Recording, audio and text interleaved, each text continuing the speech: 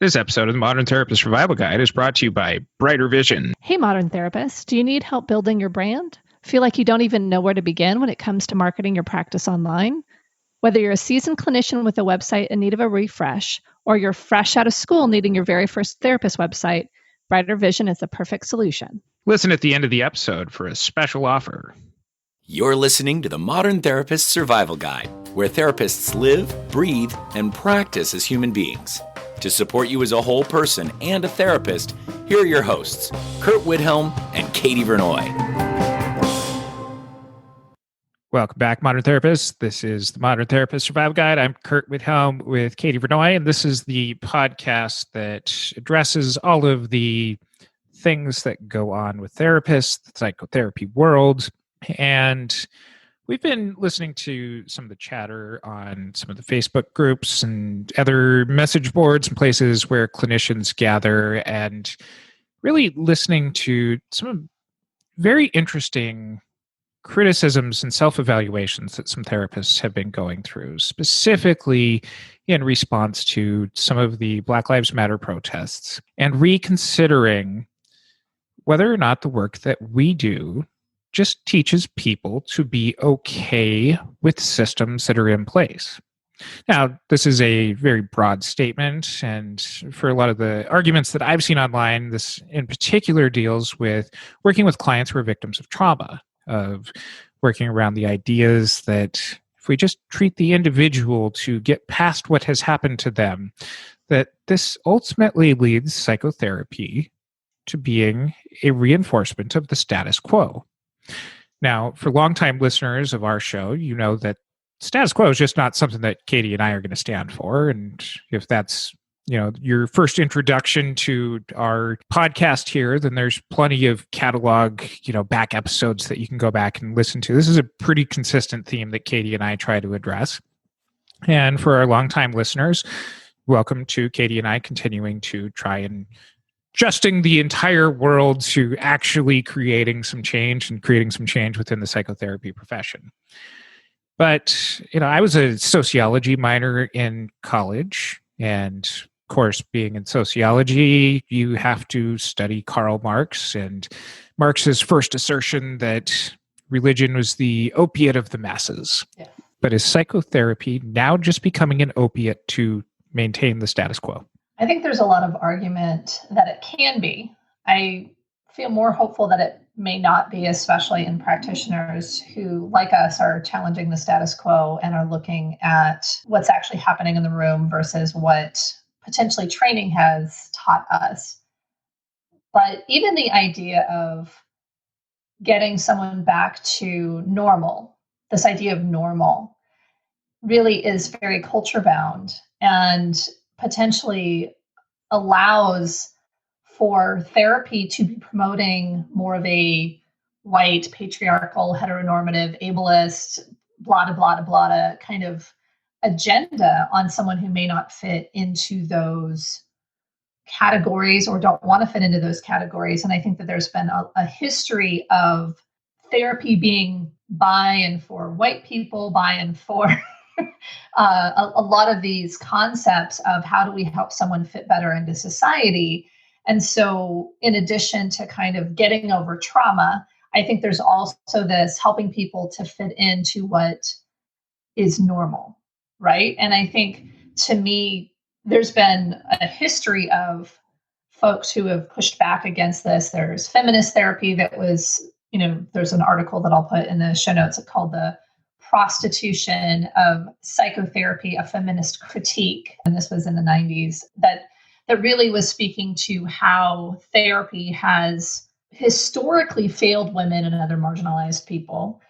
It's also something where there's liberation psychology. There's the kind of phrase at this point, decolonizing therapy. Like, there's a lot of folks who are saying that therapy is not this blank slate person helping you to heal. It is actually someone who potentially has an agenda to maintain the status quo for people in a status quo that may not be helpful or potentially is even very toxic or harmful to the individual sitting in your room.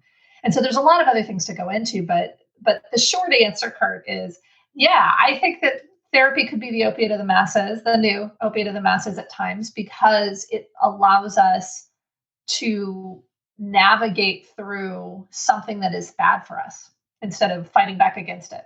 I'm really glad that you bring up that we are not the ones who invented challenging the therapy profession and pointing out things like feminist therapy theory and a lot of the predecessors of challenging what the status quo of therapy is.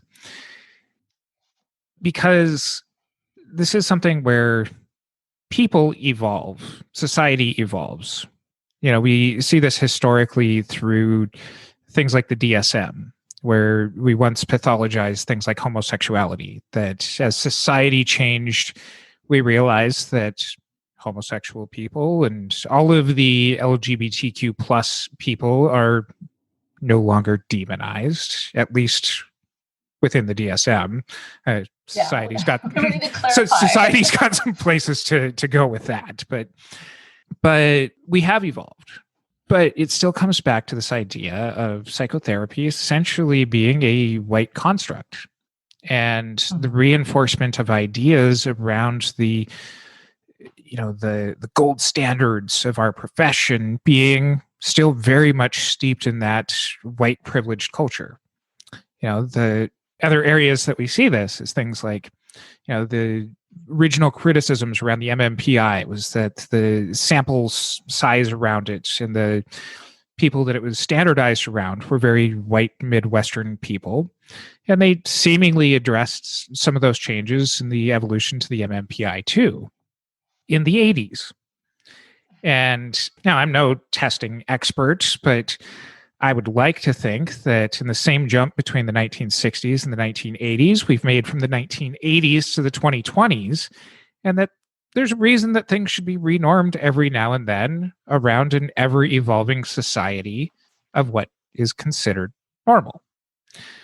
But this really still comes to many of the practices that we still engage in, and taking this from kind of this high-level structure down even into the way that we interact in our offices, is how this still permeates the way that we work. Because there's a lot of even good therapy that feels constrained by the profession into not being able to make changes. Now, this comes up in some of these online discussions that we're seeing around things like, racial issues and dealing with the systemic changes around the way that racial minorities are treated by the larger social systems in general. And we've had discussions even on the podcast here over the last couple of months around how those systems came to be, how we've internalized the way that we interact with those systems. But we haven't really looked at how the therapists continue to reinforce that.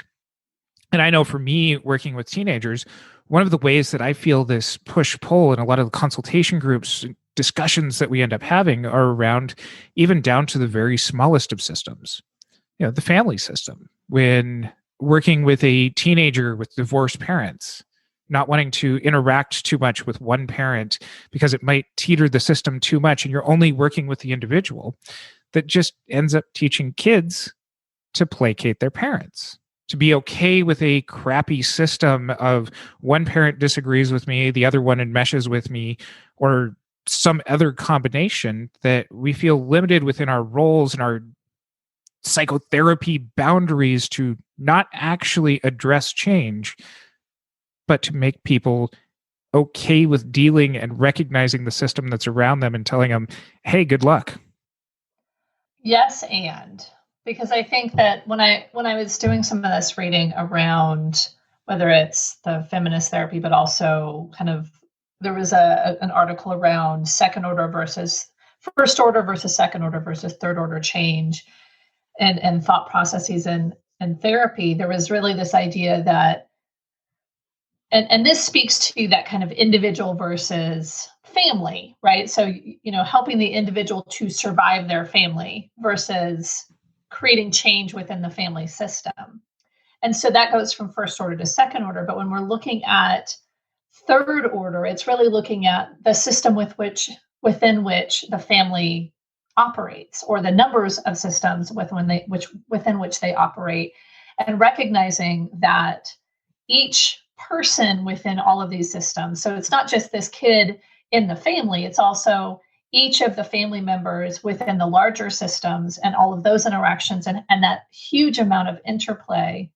Because to me, and I think this is one of the reasons why I love working with adults and working with parents oftentimes, is that there can be a otherness or a vilification of parents as the creator of the systems, but the parents are actually within their own systems and may be operating in poverty. They may be operating in their own, kind of work system where they're being bullied at work. I mean, there's so many different possibilities of what can be happening. They may be operating within racism, within, all different types of toxic systems themselves, which then really creates this, it's a much harder assessment, right? Like if I can just assess this individual in front of me and treat what their problem is, if I can treat this kid as having this problem and everything is fine, way easier.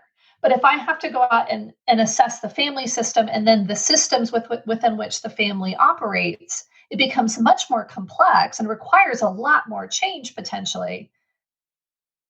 But it's way more effective for us as a society. And I think that's the part that we often lose. And that's the part that I think when we look at evidence-based practices or managed care or any of these things where we want to have these solid goals and these solid interventions, or even everything should be fixed in 10 sessions or whatever the nonsense is, like those things are way easier to categorize than, let's just shift poverty and community violence. Let's just shift racial injustice, and then everybody will feel better. Because I think that's actually more truthful, is if we could get to a society that truly supported all of its members and went away from this idea of normal versus abnormal. I'm hearing Joel Schwartz speaking in my mind about neurodiversity even, and how people interact in a society where people who think differently are subdued so that they can fit into society. Like, to me, it's wild to think about, but it's also something where I find difficulty having hope that folks can hang in that society where everyone is accepted, because the amount of diversity is mind-blowing. And so being able to create change that allows for that acceptance and that collective healing is amazing, but I don't even know where to start. Well, I imagine that the social workers listening to us are saying, we know where to start, because, but I think that this also comes down to the way that we're trained and the way that our training is reinforced. Surprise, surprise. This is where I'm going to take this argument is. Yes, of course. So much of, bringing up social workers, Katie and I are marriage and family therapists, the psychologists and the counselors out there listening have each of our, scope of what we're taught and the slight differentiations as far as where we conceptualize problems to happen. And essentially what this discussion is becoming is, how do all of these different levels integrate, and what can our clients and our clinicians who are leading those clients do about it?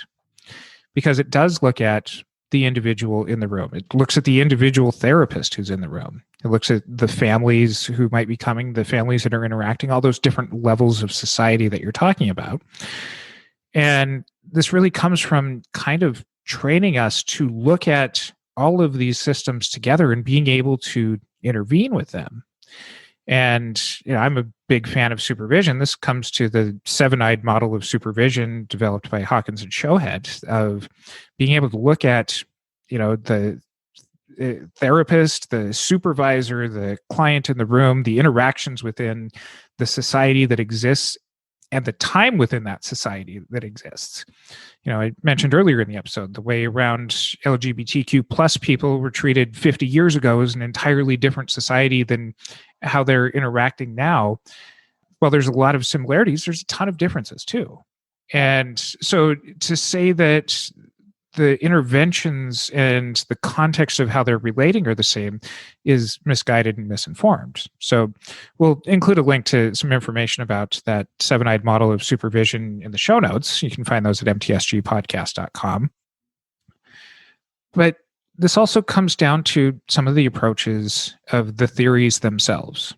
If we look at, whether or not people can become okay with their issues, their presenting problems, or actually do something about them, comes down to even the way that we conceptualize them.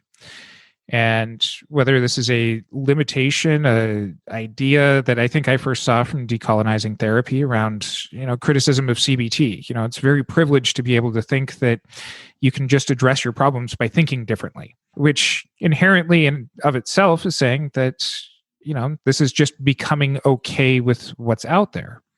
And we had Dr. Travis Heath on about a month or so ago and talking about, this really wonderful narrative therapy approach and the social justice aspect that's inherent in that.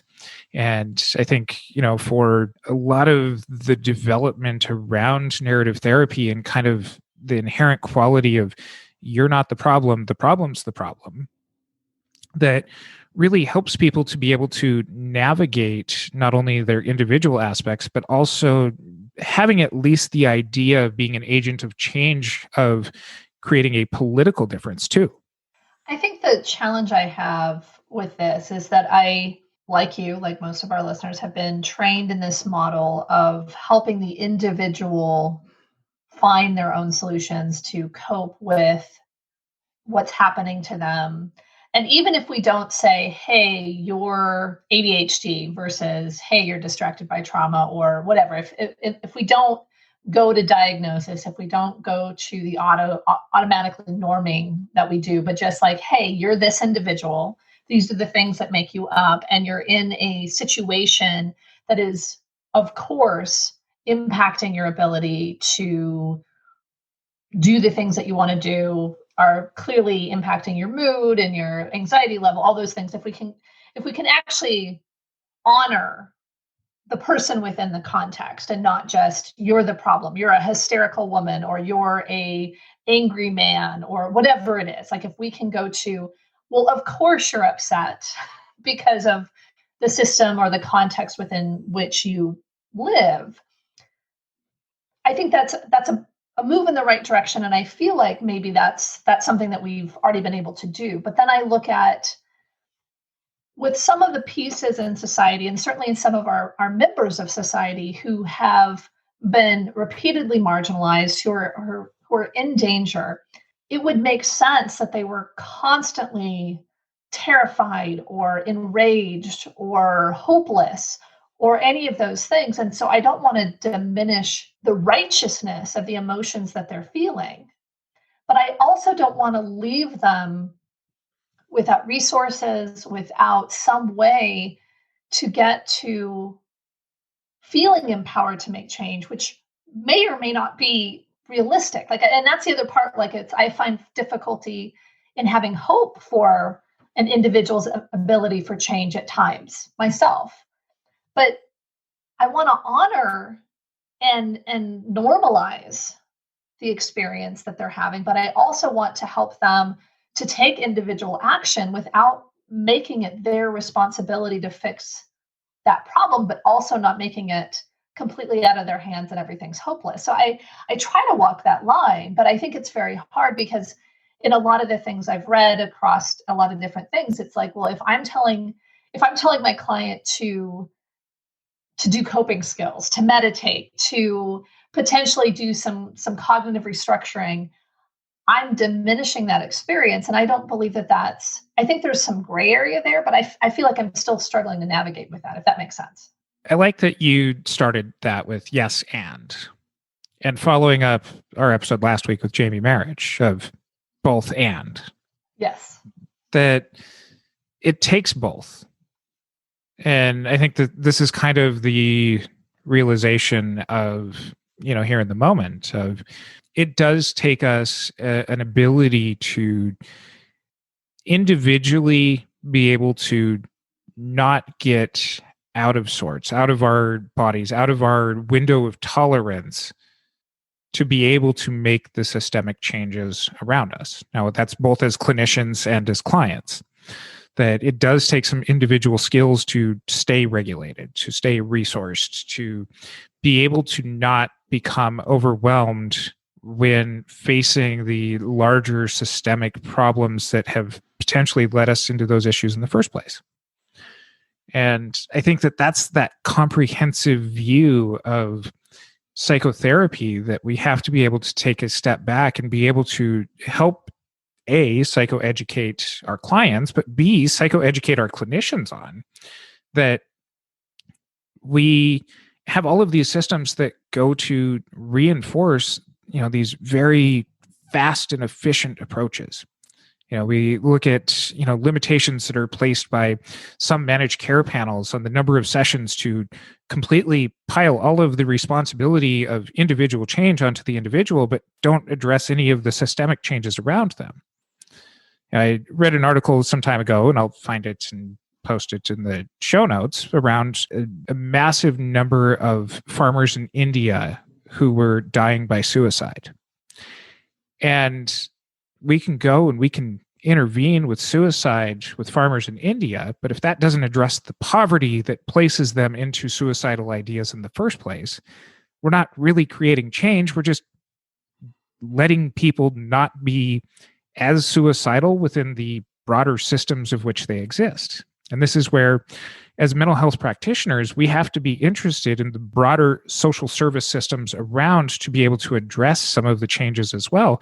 But we have to be aware of them. And if they're not there, we have to be out there advocating for those services to exist.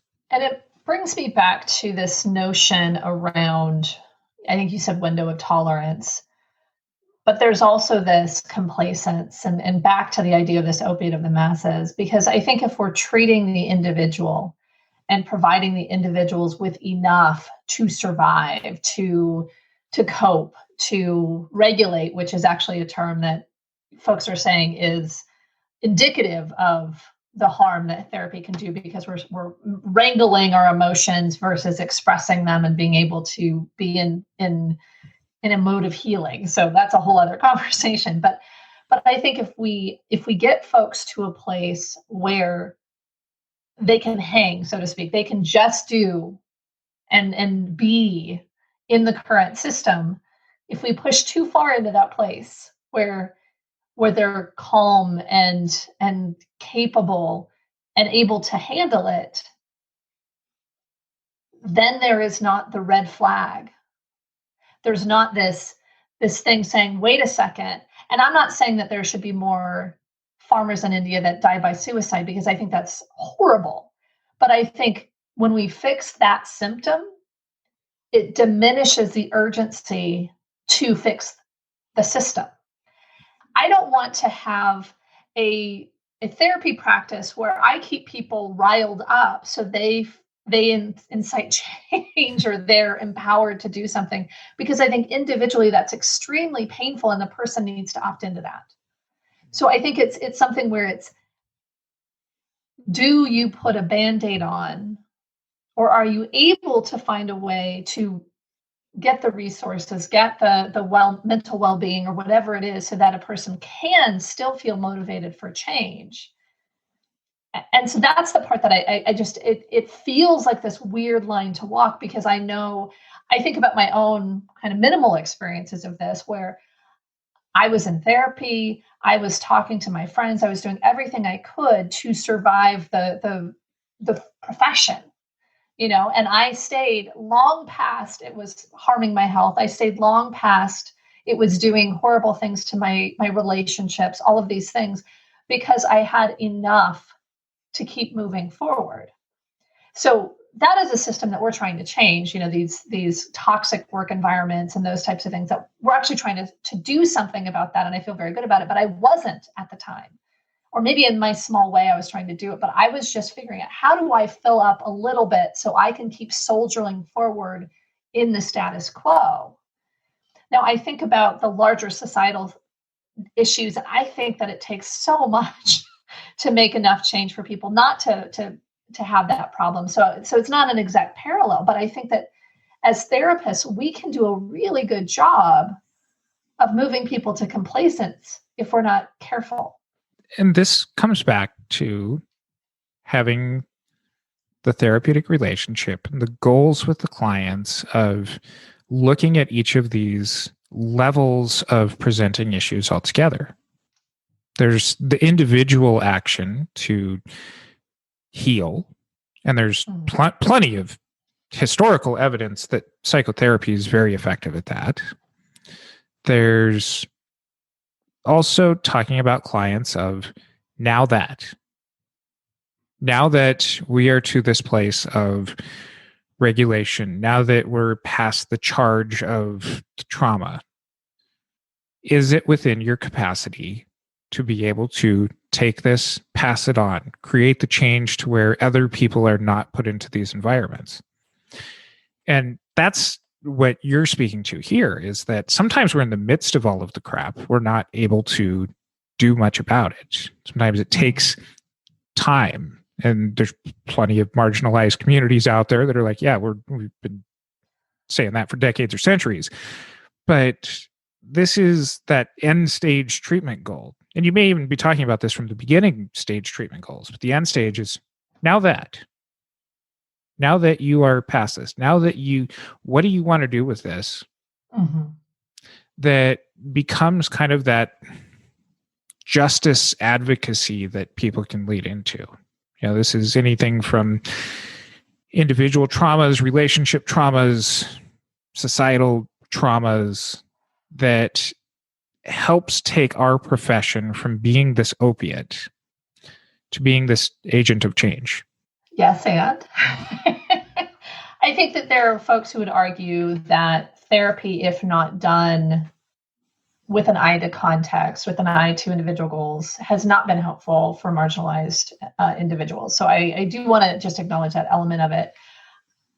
I very much resonate with the rest of it. I think that there's this notion that when I have a chance to heal or to get to a place where I have more resources to affect change, I may still be motivated to do so because of the experience that I've had. And so I want to acknowledge that because I think that's very important.